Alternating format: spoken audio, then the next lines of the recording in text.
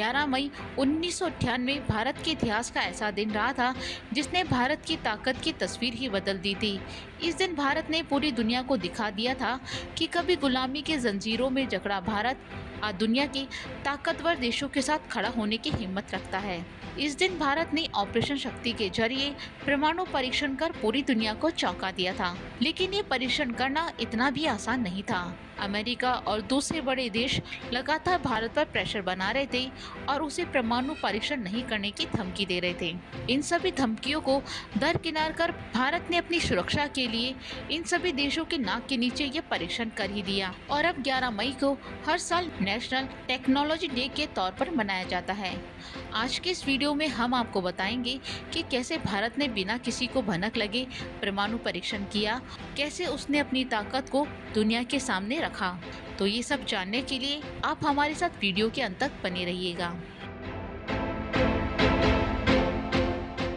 साल 1962 में चीन के साथ हुए युद्ध के बाद भारत को अपनी रक्षा शक्ति बढ़ाने की जरूरत महसूस होने लगी। वहीं चीन और पाकिस्तान मिलकर परमाणु हथियार बनाने की कोशिश में लगे हुए थे। ऐसे में चीन और पाकिस्तान की चुनौती का सामना करने के लिए भारत का परमाणु शक्ति संपन्न होना जरूरी हो गया था। तब भारत ने पहला परमाणु परीक्षण 1974 में किया। उस वक्त तत्कालीन प्रधानमंत्री इंदिरा गांधी के नेतृत्व में पहला परमाणु परीक्षण किया गया। इस मिशन का कोड बुद्ध मुस्कुराए रखा गया।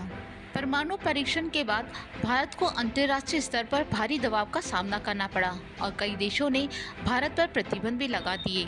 वहीं इस परमाणु परीक्षण के बाद दुनिया भर के देशों ने भारत पर निगरानी भी बढ़ा दी, क्योंकि वो नहीं चाहते थे कि भारत परमाणु संपन्न हो और शक्ति के मामले में उनके बराबर खड़ा हो। लेकिन भारत ने सभी को चकमा देते हुए पूर्व राष्ट्रपति डॉक्टर एपीजे अब्दुल कलाम की अगुवाई में फिर से परमाणु का परीक्षण किया। भारत ने एक कारनामा तब किया जब यहाँ सबसे बड़ा सियासी उथल पुथल का दौर जारी था। तब अटल बिहारी वाजपेयी के नेतृत्व में सरकार ने कामकाज संभाला ही था। भारत सरकार ने इसे ऑपरेशन शक्ति का नाम दिया था। परमाणु परीक्षण की तैयारी के बारे में तत्कालीन प्रधानमंत्री अटल बिहारी वाजपेयी, परमाणु परीक्षणों का नेतृत्व कर रहे पूर्व राष्ट्रपति डॉक्टर एपीजे अब्दुल कलाम और सेना के कुछ वरिष्ठ अधिकारियों को ही इसके बारे में पता था। भारत सरकार के लिए ये काम उस वक्त करना बहुत चुनौतीपूर्ण था, क्योंकि अमेरिका की खुफिया एजेंसी सैटेलाइट कैमरे से दुनिया भर के देशों पर नजर रखती थी। खासकर भारत पर नजर रखने के लिए सीआईए ने अरबों रुपए खर्च कर 4 सैटेलाइट लगाए थे। ये सैटेलाइट काफ़ी पावरफुल थे।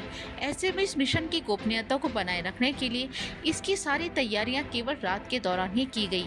करीब 2 साल की मेहनत के बाद आखिरकार 11 मई और 13 मई 1998 को पोखरण फील्ड फायरिंग रेंज में किए गए सिलसिलेवार 5 परमाणु धमाकों से खेतोलाई की धरती को हिलाकर रख दिया। इस परीक्षण के बाद 19 मई 1998 को पोखरण में सभा आयोजित की गई, जिसमें तत्कालीन प्रधानमंत्री अटल बिहारी वाजपेयी ने जय जवान जय किसान के साथ जय विज्ञान का नारा भी जोड़ा था। अटल बिहारी वाजपेयी पोखरण परमाणु परीक्षण का सारा श्रेय अपने पूर्ववर्ती प्रधानमंत्री पीवी नरसिंह राव को देते थे। उनका कहना था कि 1996 में कुर्सी संभालने के बाद राव ने बता दिया था कि बम तैयार है, मैंने तो सिर्फ विस्फोट किया है।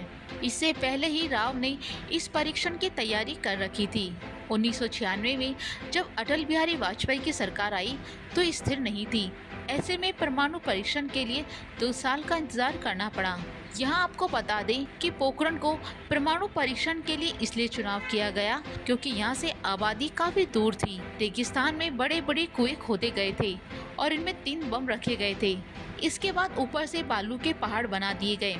अमेरिकी सैटेलाइट को चकमा देने के लिए रात में ही ट्रकों में सारा सामान पहुंचा दिया जाता था। परीक्षण वाले दिन शाम 3:45 पर पहला धमाका किया गया। इस धमाके ने जमीन के नीचे सूर्य के बराबर तापमान पैदा कर दिया और चट्टानें भाप बनकर उड़ गई। इसके तुरंत बाद रेडियो एक्टिव को रोक दिया गया। साथ ही आसपास भूकंप के झटके भी महसूस किए गए। तब अमेरिका को भारत की परमाणु शक्ति संपन्न होने की खबर भी मिली, जिसके बाद अमेरिका हक्का बक्का रह गया। आज भारत हथियारों के मामले में दुनिया के शक्तिशाली देशों के बराबर खड़ा होने की कोशिश कर रहा है और जल्दी ये उम्मीद की जा रही है कि वो अमेरिका और रशिया जैसे देशों को मात देकर आगे बढ़ जाएगा।